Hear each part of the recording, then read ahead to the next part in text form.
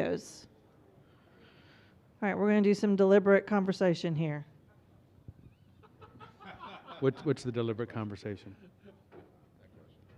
That. About CAOs and CPOs. Well, we started out our conversation with, I think a majority of CPOs in states fall under a CAO's supervision. It's within the organization. So what we talked about, at least in Virginia, is how do we use data at the purchasing officer, CPO level, when they're pulling data to see what kind of spend is going on across the Commonwealth. In Virginia, we have an electronic procurement system. We have visibility in about $7 billion of spend. We can see the different categories where we're purchasing. Do we have some purchases that are common across state agencies that make sense for statewide contracts, bringing that information to the CAO, but at the same time too understanding the CAO's initiatives as it relates to small business, as it comes from the executive branch, and making sure we're not taking contracts from small businesses and consolidating them, and then where they can't compete with large businesses. So I think it's data-driven between the CPOs and the CAOs as much as it can be on what is being purchased by agencies. That data also provides the CAO an opportunity to talk with their peers at the cabinet level as to what their agencies are buying and whether or not that spend is actually needed. So that one point. Thank you, Joe. I appreciate that. I really just wanted to pick on you all because you all were talking so much. No, I do appreciate that very much. And again, this is really just an opportunity for us to get the conversation started. We're excited about releasing our toolkit. We're going to give you some draft recommendations in a moment. We really are excited to hear from Dan and John.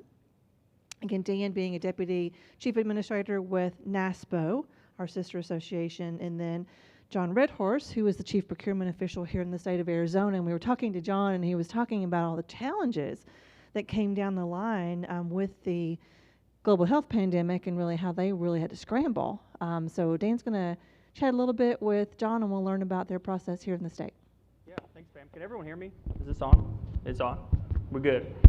Well, first of all, thank you, Pam. I just wanted to first thank NASCA, especially Pam and Gaines Brown, for the collaboration part of the project we've been working on with CAOs and their staff as well as CPOs and their staff. It's been an awesome opportunity to really connect. This is the first time we've ever done anything like this with NASCA, and we've seen a lot of great work come out of it, and we're really excited for the toolkit. So with that being said, we're going to continue to work on it, and we hope to release it in October so you all can learn more about emergency operations related to obviously long-term emergencies as well as short-term emergencies, and kind of how that CAO, CPO role works together and what they can do in those situations, or what they can improve on in those situations. So I'm going to pass it over to John to introduce himself before we get started in some of our conversation. Hello, everyone. Welcome to, I normally say sunny Arizona. I apologize for the rain. I hope it doesn't mess anybody's tea times up this afternoon. Just a quick point of order. While I appreciate the promotion, I am not the Chief Procurement Officer or State Administrator for the state of Arizona. I am the IT Senior Manager for the State Procurement Office. So just so it doesn't get back to my boss, because he will throw more work at me. So just let's make sure we keep that a little under wraps. But again, so a lot of what we've been talking about, and even though it is procurement, I did thoroughly enjoy the conversation as I was standing in the back. A lot of really good stuff that you guys were talking about, stuff that actually affects me and my team. I've got one staff who is working remotely right now in Oklahoma. So that was pretty challenging to get him to do that. We have right now someone working, not on my team, but someone who lives in Germany, works for the state. Communication, and there's a little bit of a lag in that communication with them, but they are in Germany. And several other folks that are out of state. And then, but with the pandemic, it just kind of broadened that up a lot more. And so we had to put policy, a lot of the exact same things you were talking about, of all these struggles of what's going on. And our comptroller went crazy because he's like, I need more people to figure out all the taxes. So good conversations. I wish I had been here earlier because it was outstanding. But now on the procurement side, with the pandemic, so we have not often that we deal with emergencies, but when we do, we do have in our code a process, a determination where we can make to address an emergency situation. And I'm sure that each of your states has something as well. In keeping with the most recent one that everyone's had to deal with, obviously, has been COVID, because we had that one Wednesday in March, 2.5 years ago, to where all of a sudden my boss came in and said, pack up your stuff, go home.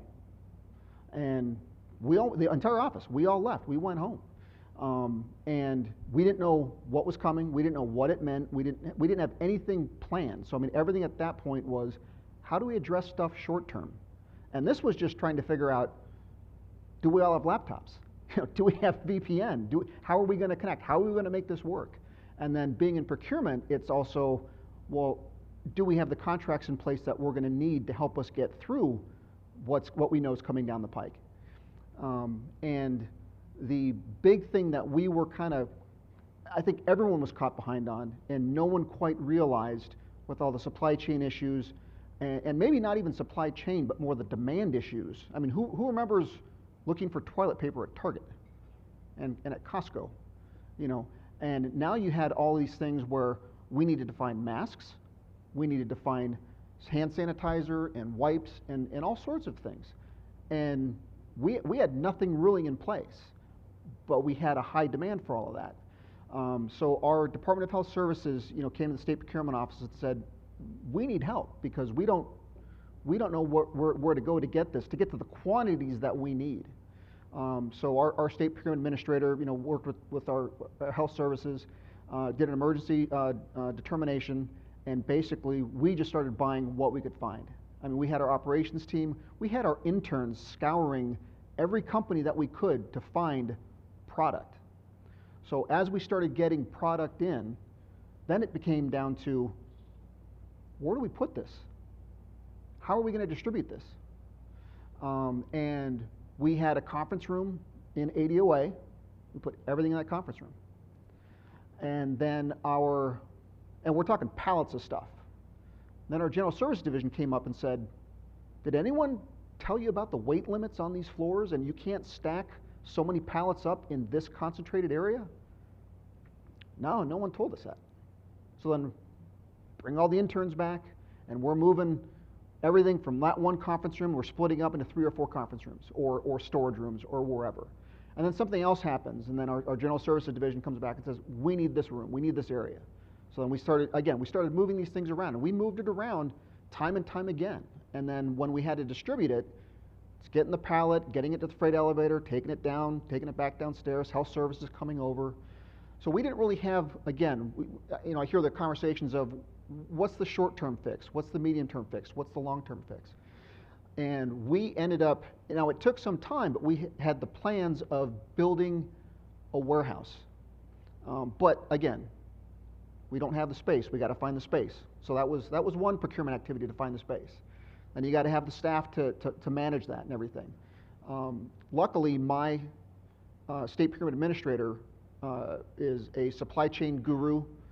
He worked many years at Boeing and very, very understood warehousing and everything else, and pretty much came in with all that expertise.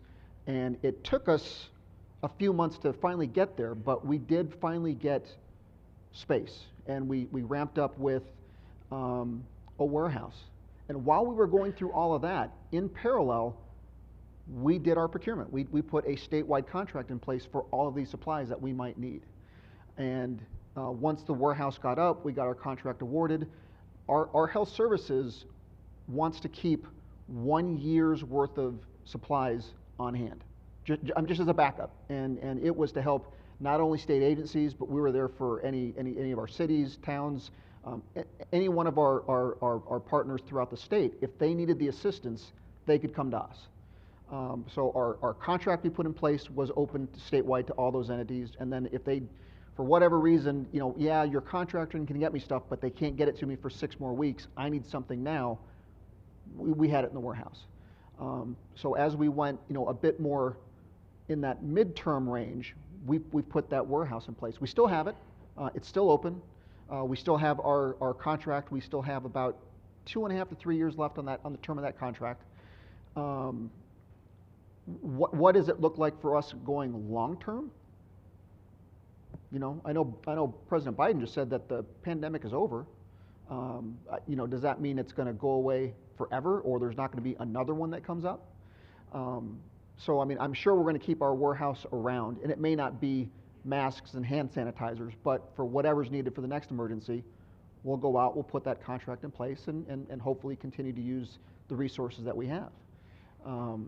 The thing that has opened up, I guess, for us long term is what do we need in our contracts going forward to help address a pandemic? So I was actually at state procurement for 6 years, about 10, 11 years ago. And then I left, went to a county government. I know we have some private sector folks here, so I did cross to the dark side for 6 years. I did work out for University of Phoenix, and came back to the state. And through that time, we had about 3 administration changes in state procurement. And I walked in, and it was, well, we're going to come up with new training manuals, and we're going to learn how to do this for all these new folks that are coming in. And I'm kind of sitting there, and I kind of raise my hand up, and my SPA's like, yeah, John, you got a comment? I go, what happened to the one that we put in place when I was here 10 years ago? Because we had everything that you're talking about. And with what just came up with COVID, and I mean, it was literally within the last couple of months, we've talked about, you know, we might need to introduce a new term and condition and put that into our high-level contracts, the ones that might be affected by a pandemic. Are you, the contractor, going to have a plan in place, and what is that? What does it look like, and how does that going to, you know, help out the states? Again, I raise my hand up. What happened to the pandemic clause that we had in our contract 10 years ago?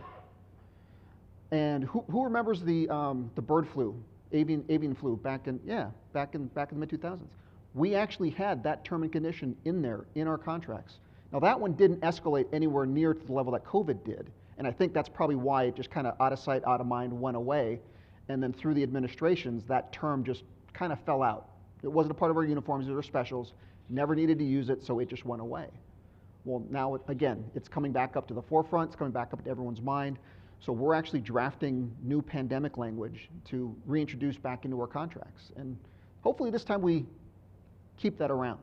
But you know, we'll see how it goes. If there's hopefully no more pandemics, no more emergencies, but I'd rather not have to deal with that. But I mean, but again, you do want to be prepared.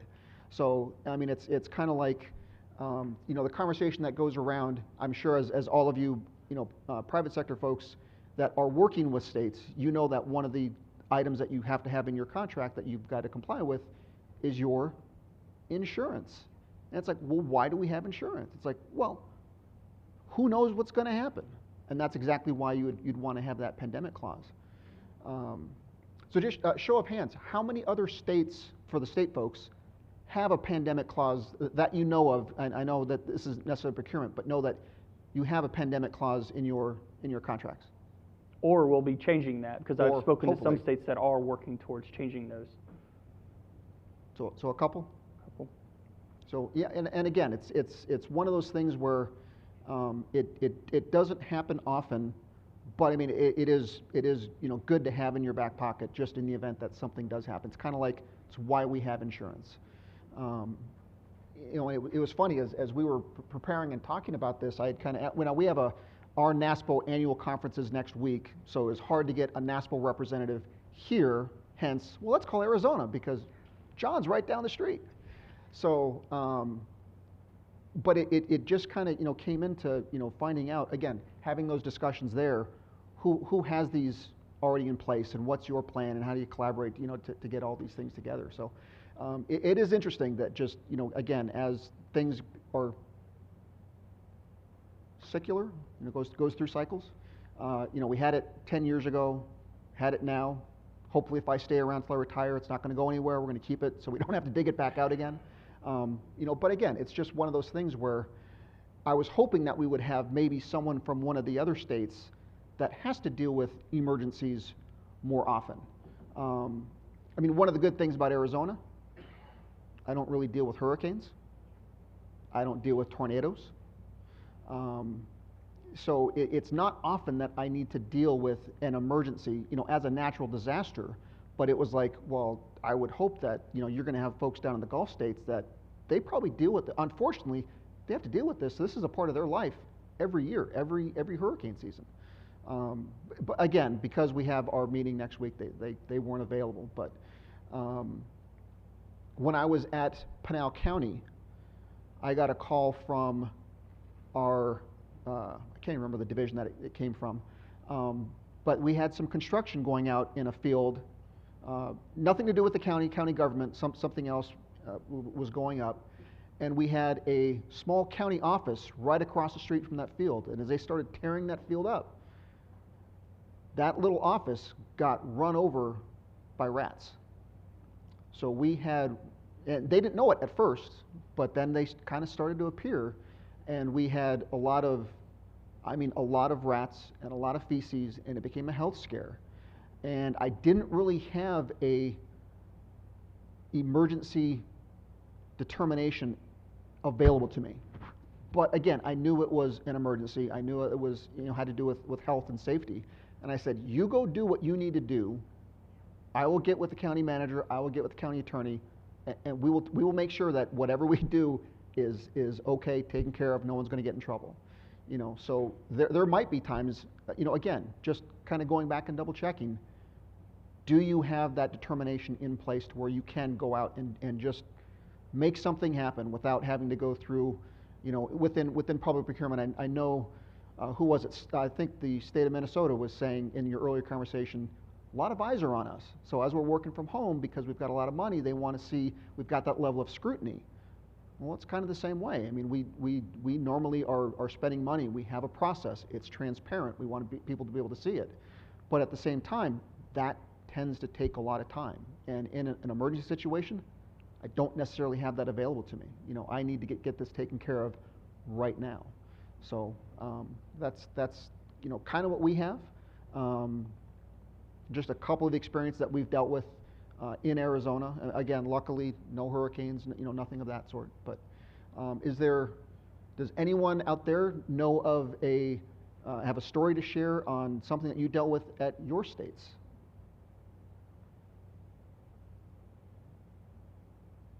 There's got to be a story. There's always a story, right? Nothing? Are we just wait? I saw a couple of FootJoy shirts. Are we just waiting for a tea time? Because I've got my sticks in the car. Well, and that being said, and John, we can kind of transfer the conversation to what was your experience like working with other state agencies, the CAO, everyone involved in an emergency. What was that like, especially an emergency at that scale, that size? What was that like? What was that experience, and what did you learn from it? What are some of your recommendations? So at the beginning, it was probably like organized chaos. Again, because there was just so much going on. The need and the volumes of what we were really looking at were just, so huge and kind of overwhelming that it just, okay, let's take a step, take a breath, plan out what is it that we need to do. But I mean, it was definitely a lot of cooperation, collaboration. Bringing in our health services, bringing in the state procurement office, bringing in our director. Pretty much anyone that could contribute to that. I mean, we had on a team, and then we set up, pretty much starting out almost daily calls, and then it kind of went down to twice weekly, then it went to weekly, then it went to, every couple of weeks. But again, it was just one of those things where hopefully you remember that process that went in. And I mean, unfortunately, as you all know, I mean, state government, a lot of jobs, there's a lot of turnover. So again, it's the thing that I really learned is like knowing with what we just did we document this? Yeah. Did we kind of put a plan in place so we know that next time it comes up? Again, where did everything that we put in place 10 years ago? We had this. We had it all done. We didn't need to reinvent the wheel. Maybe we need to update a little bit, but 80% of it was probably still the same stuff that we're doing now. So then it just got down into documenting it, so we've got something in place, some kind of template that we can use in the event that something similar happens again. And that's the key, As you guys just talked about before this session was workforce issues and retention and hiring. having this written down, these collaborations are so important because you're getting this written down, you're getting it put out there for other states to follow that weren't participating in collaboration or anything like that, but they're following these guidelines and what they're listening to their neighboring states. So having these consistent conversations will help put this into writing, will help put these into places where when you hire new people that have never experienced an emergency, they can go instantly to that guideline or those guidelines that are put in place and follow those, and adjust as needed. But there's already that in place. And, there may not be stuff like that right now in some states, but that's just something that, after an emergency like COVID-19, that will probably, be a topic of conversation moving forward. And I think that's what was so important about this collaborative was, getting this conversation started because it's not done. It's not even close to being done. There'll be a lot more conversations that will spin off from this collaborative, and I hope that we can continue these conversations moving forward in the future. But it was also great to see during these conversations on these phone calls how states came together. How states still come together with short-term emergency or long-term emergency, but putting that in writing and having those instances where I should call Louisiana. They deal with this on a regular basis. Maybe they have some advice. Maybe they have resources or contracts that we can use. And that needs to be in place more often as well. And that's something that we'll talk about, when the collaborative comes out. But, John hit on several good points. Now, Pam, I know we're running out of time. It's already almost 10:30. So do we quickly want to review some of the recommendations that we have, or do we want to wait for those? Let's do that. I would Okay. love to hear their feedback. And again, as you've heard all of us say, this has been a process we've been working on for the past several months. We're excited to get the toolkit prepared, ready to be released, and excited to share that with you. But we wanted to give you just a sneak peek at some of the recommendations and get your feedback. So again, as we're thinking through specifically how CAOs and CPOs can work more efficiently and effectively together, the first is to communicate and collaborate with your peers. Right, we know it's tough during an emergency itself, but perhaps on the front end to reach out to some of your peers, your other colleagues, see what they're doing. It's a valuable state perspective to see other ways of doing things and to bring that into the work that you're doing. Also looking at quality assurance checks. We heard a lot about challenges with vendors, perhaps not everyone having the resources or the materials that they claim to have. They certainly were not available at the time that they were needed. Perhaps there were some pricing issues. So ensuring that those quality assurance checks with all those manufacturers and vendors. And if I could just interrupt real quick, Please. too, before we move to the next slide, I think the communication part is key. On the calls that we've hosted and we've had this conversation, there's been lots of talk around a communication plan, something that's in writing that is physical of how this communication will go in a short-term emergency, long-term emergency, or a specific emergency. And I think that is one of the most important parts. If you have that in place already and you already know who you're going to go to first, how you're going to structure your meetings, your monthly meetings, weekly meetings, daily meetings, if it's an emergency where it requires that. And then, also incorporating simulations into this communication plan. How many times a year will you simulate this exercise so who's the new players at the table, who are the new hires, that way they can be involved, but also what changes need to be made. So sorry, Pam, I didn't want to interrupt. No, thank you, Dan, for adding that. Also looking at your internal and external stakeholders. We know it's not just Department of General Services that's doing this work. So who are those other folks around that you all can and should partner with to ensure that those continuity of operations continue to move forward? Vetting your own processes and procedures. Again, this is just making sure that you all have all those checks and balances in line before you get to that next disaster or emergency. We know they're going to come down the path. So just making sure and taking those lessons learned from what we've been working through the last couple of years. Those deliberate tandem relationships, how important those are. Again, I know you've had conversations at your table as to where the CAO-CPO relationship is now, but how you can enhance and expand that, critically important. Again, we know that that's vital throughout state government operations, but when you get to emergency, to know, in fact, that you can count on each other to move the process forward is very important.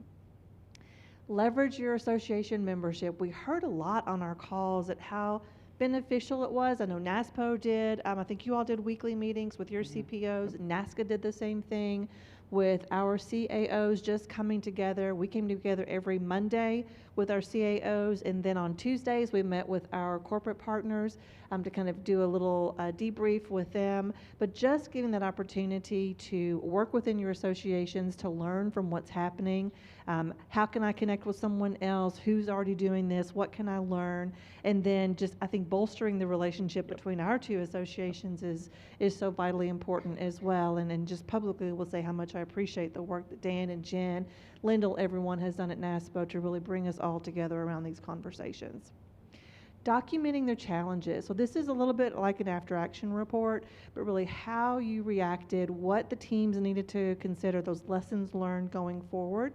Stockpiling records too. We heard a lot about how important it is to know while we're in an emergency, things happen quickly and not everything may get logged in the right spot. But going back that after action again, not only looking at what happened, but making sure that you're documenting everything straight down the way so that you're prepared for the next. Backup plans and contingency contracts. Again, that emergency procurement process, so vital when the disasters come along, so just ensuring that you've got everything lock, stock, and barrel.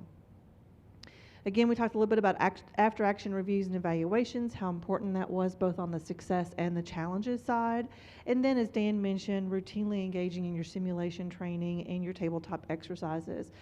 We would love to take you all through that. And as a matter of fact, we've had a conversation about bringing teams of CAOs and CPOs together as a pre-conference activity in Tampa next spring to do just this.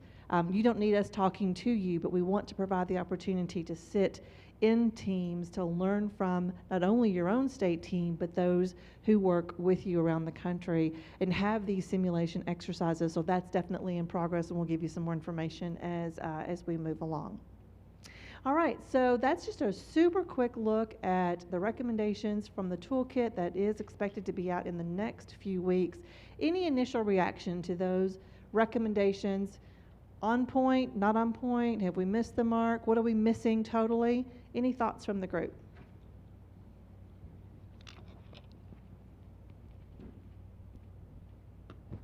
Hey, Brad from the state of Oregon.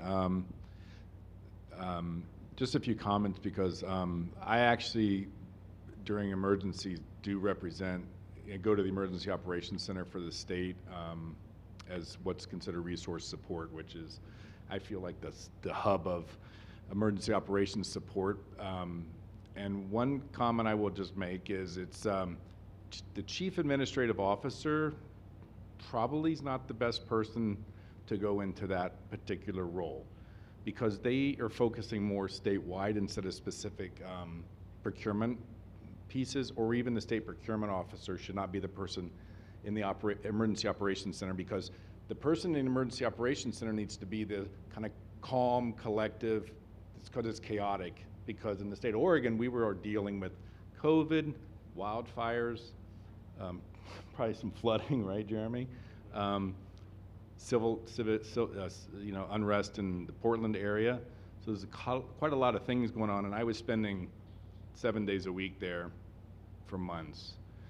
So it has to be the right person there, but I have two colleagues that are procurement professionals there with me that are sending messages back to the central procurement shop in order to help source goods and so on. So it's a little deeper than just the CAO and whoever the state procurement officer is. They're looking at the high level stuff, but they may not be the right folks to be in the action of these emergency pieces and parts. So I'm happy to talk a little further with anyone on this, but it's because I saw it all the last 5 years. So anyways. I appreciate that insight. That's very helpful. Other thoughts? I saw several heads nodding yes to the same concept. Yeah. Any other thoughts before we move on? Barbara.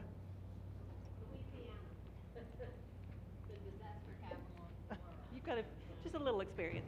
Just a little experience.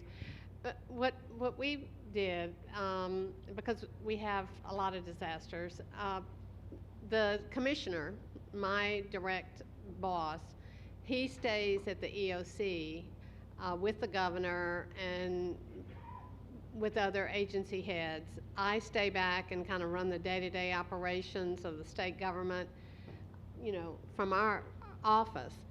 But we embed procurement staff with our Homeland Security team because they have so much to focus on the disaster, you know, whatever it is that's unfolding, they need extra help. So we embed IT, we embed procurement, and any other resource that is available that they have asked for. So we kind of come together as one big group, and that's how we do it. You know, we kind of split the job.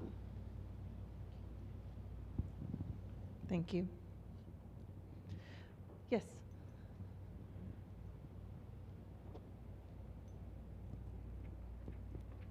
Meet you halfway.